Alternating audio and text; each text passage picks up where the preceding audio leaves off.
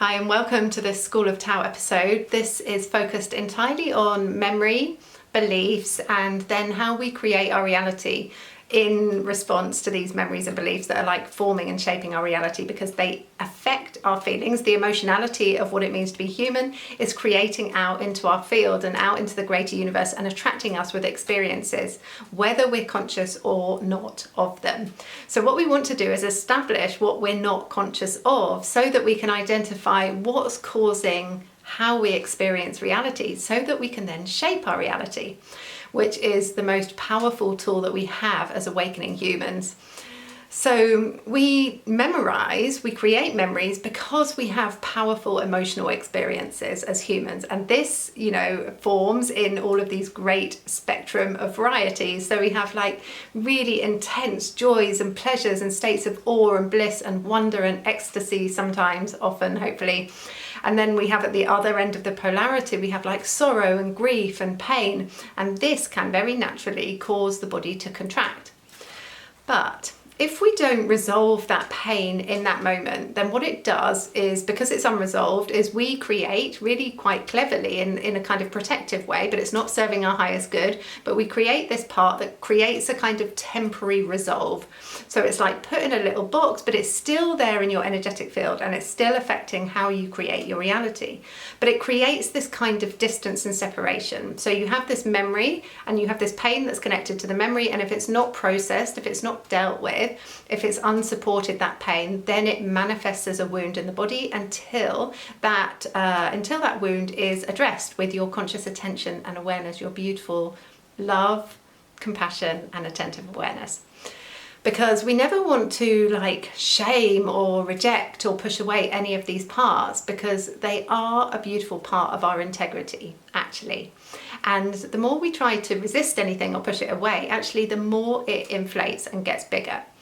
So it really is true that what we resist persists. But not only does it persist, but it inflates in its size, because it's like asking to be heard. It's like going, hey, listen to me. Hey, listen to me. And this voice of that part that is associated with you at point dot when you were affected by this memory and this pain. So let's focus on the negative experiences, because the blissful ones we're just happy to recreate, right? Over and over. They kind of take care of themselves. Although we have to permit them, we have to permit pleasure and ecstasy. And this is kind of a whole other category, really, because sometimes we are afraid of our own power that's connected with these high states of big feeling of largeness, but grounding that as well.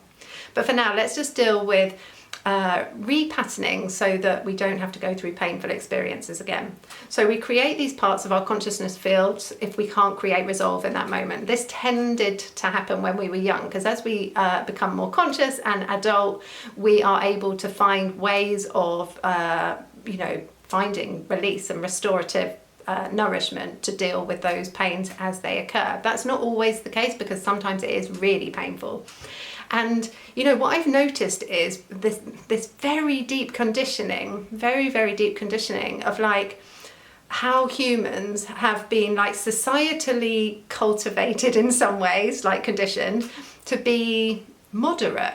And this has meant a big suppression and a denial of both pain, sorrow, grief, anger that might come up in the body, as well as heightened pleasures, and sort of sexual shame and anything around the other end of the polarity.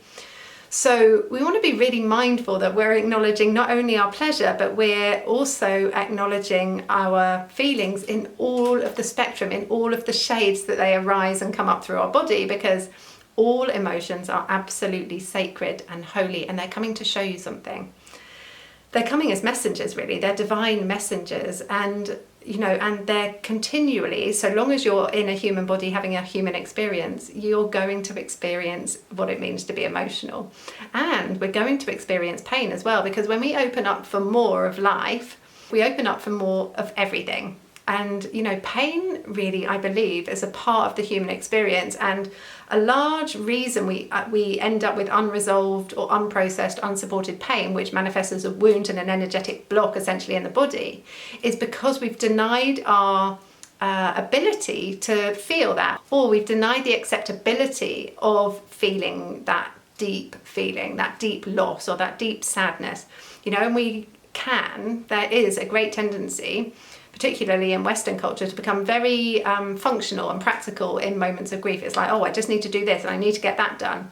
You know, even when it comes to funerals and death, you know, there is a kind of almost denial of death as a part of the human experience.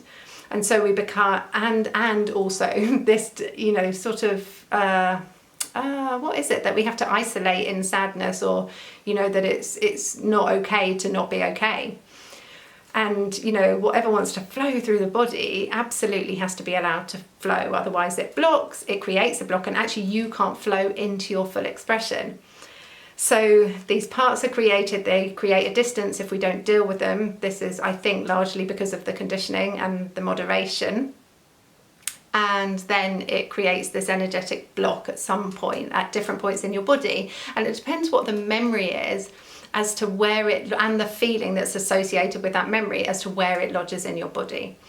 So you never actually have to really fully descend back into a really painful experience. But what is really important is that you identify where in the body that blockage, that emotional memory lodges. So you can just pay attention to the body rather than the memory itself, or you can just lightly come to the memory and start to see where that feeling manifests in your body. You know, if it's feelings to do with loss, maybe you experienced a lot of loss in your childhood, you know, your first encounters of death, or, you know, losing partners, or the deaths of relationships, or whatever it was, you know. And pain is relative to every single human being. You know, there is no right or wrong. You know, if you feel pain, if you feel trauma because of unsupported pain, or, you know, it's actually this aversion to look at a wound, then you do, and honour it. And it doesn't have to be relative or comparable to any other extremes or magnitudes of different types of pain, because sometimes we think about trauma as being, you know, deaths of people, or, you know, wars and strifes and really radical griefs and sorrows. But pain can manifest in all sorts of ways, particularly as children when we weren't getting our needs met. And whilst, you know, we want to look at our parental upbringing with the deepest compassion that we can and find forgiveness, which tends to happen through our healing. When we heal what we feel and know that we incarnated to experience that, then we can start to release any sort of judgment around how we were raised, and know that it's a part of our journey and something that we had to heal and experience and embody in the end as a wisdom. So this is a large part of it, I believe, stripping the story out of emotions, you know, really permitting all states of what it means to be human, and honouring that and treasuring it, actually, because, you know, I really feel that in our deepest pains, we find our deepest connection to what it means to be human. And it does something crazy widening to the opening of the heart. And transformation through pain tends to do this, or sometimes even painful experiences taps into a past life pain that's so deep that actually releases it. In the experience of the pain in this lifetime, it releases that pain that's been held in your body. So every time we're experiencing these pains, we're also simultaneously healing, you know, in this great paradox and this life of contrast. So identify where in your body, let's go back to the memories and where they lodge in your body. And the most important thing is releasing emotional attachment from that memory. Because what happens is we have these memories, they have these feelings that are connected with them, and then the behaviour can become avoidant. It's like, oh, the belief becomes like, if I do that, then this is going to happen because it happened once, right? This is a very natural human inclination to form these beliefs around these memories. And it can happen at a very subconscious level, so we want to be really conscious about that. Because otherwise, if we substantiate a belief around a memory, then it will repattern and repattern. And what this does is substantiate the belief. And really behind all of this is the linear mind that's trying to create a protection so that you don't have to go into pain. But when we protect ourselves off from pain, we also really protect ourselves off from pleasure. Because, like I said earlier in the video, when we go into life in its fullness, we open ourselves up to the extremes of all that it means to be human. But with this conscious awareness, we can become really conscious cultivators of our body and our reality. This is the empowerment. Because as soon as we can release blockages in the body, we naturally won't magnetize with that because it will no longer be in our vibration. So as soon as you diminish the liveness of something being in your vibration, and this is there because of a memory, because of the feeling, because of the belief around it, then your reality will start to change. You're changing your energetics, and then everything else will change naturally. You will no longer magnetize with those experiences. You will no longer create those experiences that create the pain. So when you identify where it is in your body, you want to ask and invite your body, first of all, to surrender any feelings that are being stored there. And if you can identify the place of the body, the more specific you can be, the better. And you can really powerfully do a number of things. You can use the breath, so you can use your hands, and you can place your hands anywhere on your body that feels the blockage, and you can invite new life force energy into that place. Hold the breath at that place and then release it. And you can keep doing that in cycles until you bring respite to that place. Setting the intention to release is really the largest part of alchemy. As soon as you intend to release and you intend to surrender and you bring your attention and you bring the breath to these places in the body, you can quite smoothly and efficiently in divine timing release. Now, depending on how large the trauma is, will depend on how efficiently and safely the body can release that trauma. So if it's a really big trauma, you can't just do it in a click. The body takes time to heal. If it's a large trauma, if the pain has been held for a long time, be patient and gentle with your body. Just find many moments when you can, as often as possible, to invite and create safe spaces for your body to release and surrender, whether that's supported or you're doing it yourself at home.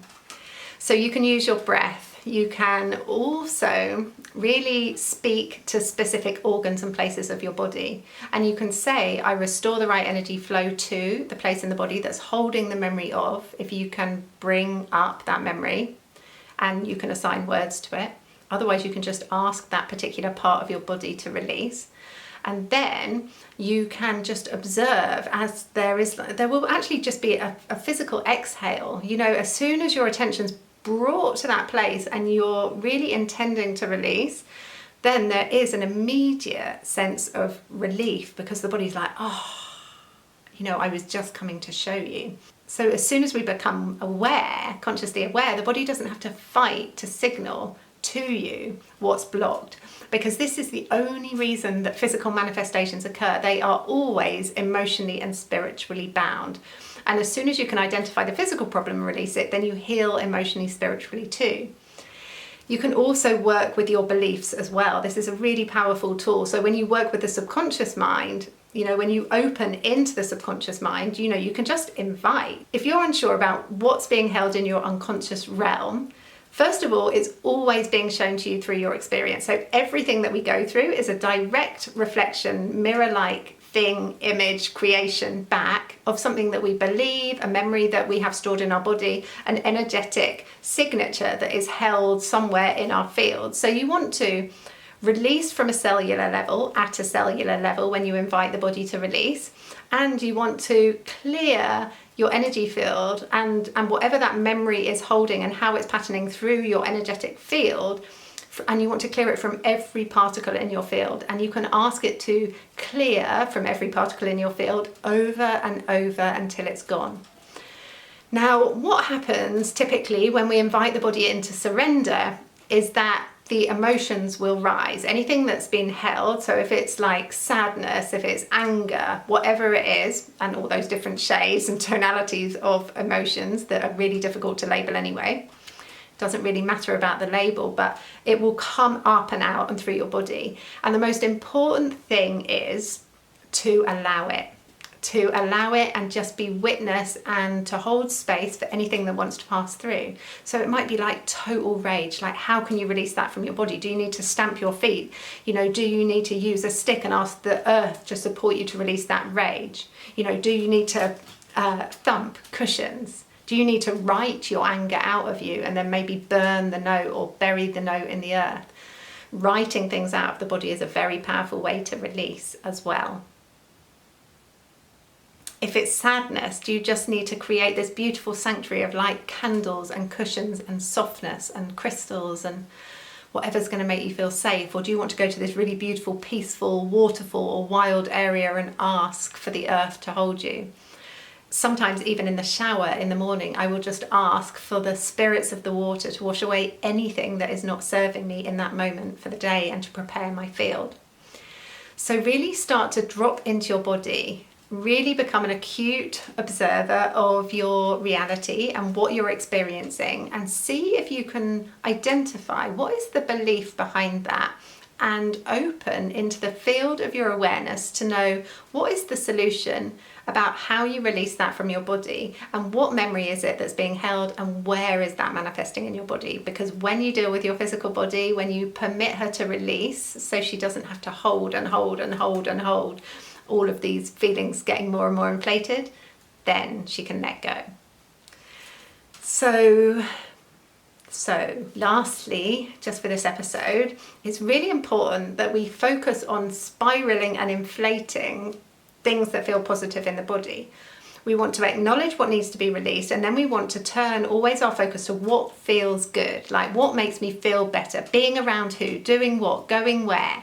You know, what brings this sense of expansion, restoration, peace in my body, and do those things as often as possible, because this will also be nourishing. We want to balance healing, opening, because I don't feel like it's work. I feel like it's a surrendering. We want to really balance that with pleasure, with being supported, with doing things that bring us great joy and ecstasy, actually, because when we do that, we bring balance, you know, and it supports the opening, and it brings this nourishing value to, you know, the opening that occurs when really powerful feelings sometimes want to work out through your body.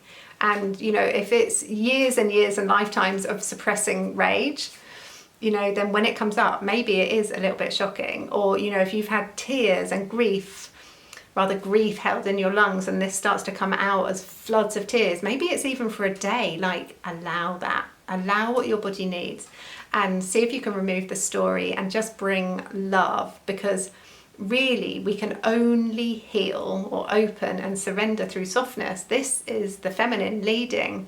This is the strength in surrendering, because as soon as we surrender, then we release from our body, and we make space for our beautiful soul to enter more and more and more. So one last thing about memories. So memories cause this belief forming. So we want to make sure that the beliefs that we're upholding are actually the beliefs that we want to substantiate, because we only substantiate beliefs when we want them to serve a purpose. So we want to make sure that they're serving our highest purpose. So if we have a belief like, I don't know, there are no kind men in this city, it's not the truth. You know, the truth is that, you know, whatever you can possibly imagine to be true is true. So you want to identify what that belief is, and that belief might be coming from a wounded part of your masculine aspect that was formed around your father, and how he acted in your youth. So then you formed at a very young age this belief about men being, or whatever. Maybe it, you know, like for me, it crafted this belief for some time that men are not reliable, and I had to repattern that belief through every part of my body and field, so that I stopped attracting with it. So just notice and ask honestly, what are you trying to substantiate? And is that part of you serving your highest good? Or is there a part that's trying to pull you away from your divinity and your highest path? And what love do you need to give that part in order for that part to be on board with you, so that your beliefs can kind of be repatterned? So for example, if I go back to that belief of, like, example, there's no kind men in this city. This might actually be a protective mechanism from me going into a relationship with a man because I'm fearful of being hurt again, as an example. So then I want to work out, where does that memory come from? Where is that in my body? And I want to release emotional attachment from that, so that I can open my field to the kind men that actually are in this city and that do exist. And this is really the work. This is healing. This is healing parts. This is bringing parts of your consciousness field back in. This is parts that have been created, like I said at the beginning, that have not found resolution, and that you are now bringing resolution to, and bringing love to, and bringing your conscious light of awareness to. And in that space, in that attention, in that love, the neediness, the destruction, the sabotaging patterns, they all start to diminish and dissolve. So my magical human friend, until the next episode of School of Tao, sending you so much love. Drop me any comments as always below if you have any questions, and I will see you in the next episode.